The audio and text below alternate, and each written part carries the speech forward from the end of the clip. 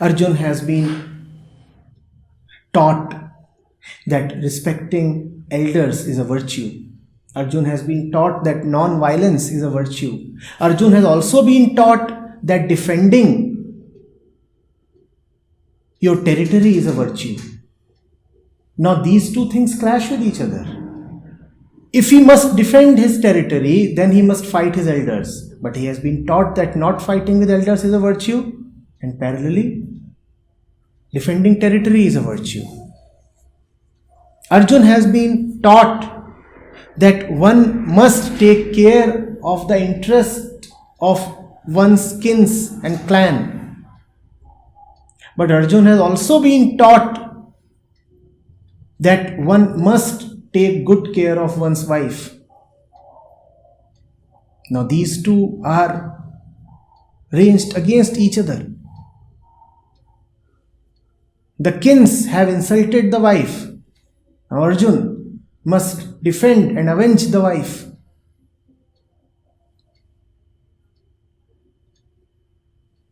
This is how the mind gets divided. Society influences it, media influences it, religion influences it. The entire gamut of experiences of the past influences the mind. The biology inherent in one's cells and tissues influences the mind. The country you come from, the system that you have experienced in terms of politics, economics, even ecology. That is what constitutes the mind. The mind is a bundle of influences. And these influences do not agree with each other. They fight with each other. Hence the contradiction, hence the strife that makes our life a battlefield. That is human suffering. That is grief. One part of oneself is fighting with another part. And none of the parts is prepared to be related directly to the center. All parts are off center and in disagreement with each other. Yoga is to have a composite mind. Yoga is to return to one's innocence, one's primal purity, in which the mind is not conditioned or stained at all. That is yoga.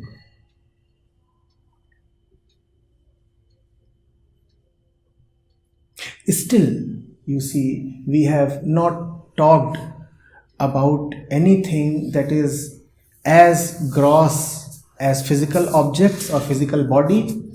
Neither have we talked of anything that is hypothetically extremely subtle as divinity or godhood or enlightenment. Yoga does not pertain to either of these. I repeat, yoga is not about having a fit body. If it's about having a fit body, Arjun was the fittest of them all already. Why does he need lectures on yoga then? The fittest warrior is being given sermons on yoga. Surely, yoga is not about physical fitness. If physical fitness could mean yoga, then Arjun was already established in yoga. So yoga is not at all a physical thing. And yoga is also not about, I'm repeating this point because it is important, and yoga is also not about enlightenment or otherworldliness or freedom from this world or transcendental experiences or divine sparkles. None of that. Yoga means how do I live? Yoga means what do I do with my relatives? Yoga means how do I treat my wife? Yoga means if I need to invest everything in a conflict, would I risk My son's life? These are the questions that an Arjun faces. You getting it? If these questions are relevant to you, then the answers to these questions is called yoga. Yoga means coming together. Coming together. What can come together? Only that can come together. That is, first of all, not together.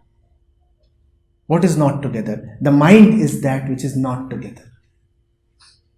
The mind runs hither, thither, randomly, sometimes this way, sometimes that way. There is no inherent order.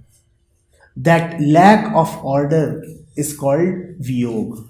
That fragmentation is called viog. Viog is unfortunately the usual state in which mankind exists. Viog means that the parts of mind are not in touch with each other and also not relating to any common center. Since there is no common center, hence there are 1,000 centers. Every part has its own center. The part that relates to career has greed and ambition and fear as the center. The part that relates to religion has tradition and deference as the center. The part that relates to family has attachment and security as the center. And all these centers are not at all obviously coinciding. So there is conflict. The professional in the office is not the same as the husband or the wife in the home. The father in front of the kid is not the same as the man who is talking to the neighbor. As situations change, new influences come and we start operating from a different center. Sometimes we operate from fear, sometimes we operate from attachment. Sometimes we operate from one identity, sometimes we operate from another identity. And the identities are not something that we control. The identities are dictated by situations. Once you are in your office, you have become a dedicated professional. Out of the office, you have become somebody else. That somebody else does not quite like the professional, hence conflict. You cannot wear the same face. You cannot operate from the same center. That is viog. To be living in viog is to be living in slavery of 1,000 different forces. You are at place 1. You are a slave to place 1. You are at place 2. You are a slave to place 2. Because the place is dictating your entire personality. The place is dictating the way you would think. The place is dictating even your core. Your very self changes according to the situation. That is viog. Yog is to have a self that is independent of situation, space and time. Yog is to be firmly rooted at a point that is untouched by anything that can touch anything.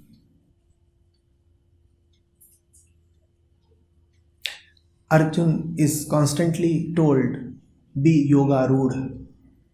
Yoga rudha means firmly seated in yoga. Firmly seated. So that you cannot be displaced. So that no vibration,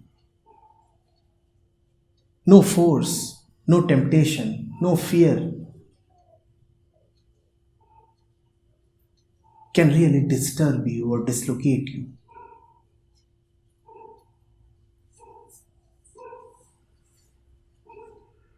Are we getting it? Finding practical solutions, finding real solution to the real situations of life is yoga. Yoga is just not about escaping into a fancy land. Yoga, in fact, brings you closer to the soil. The man of yoga is a real man.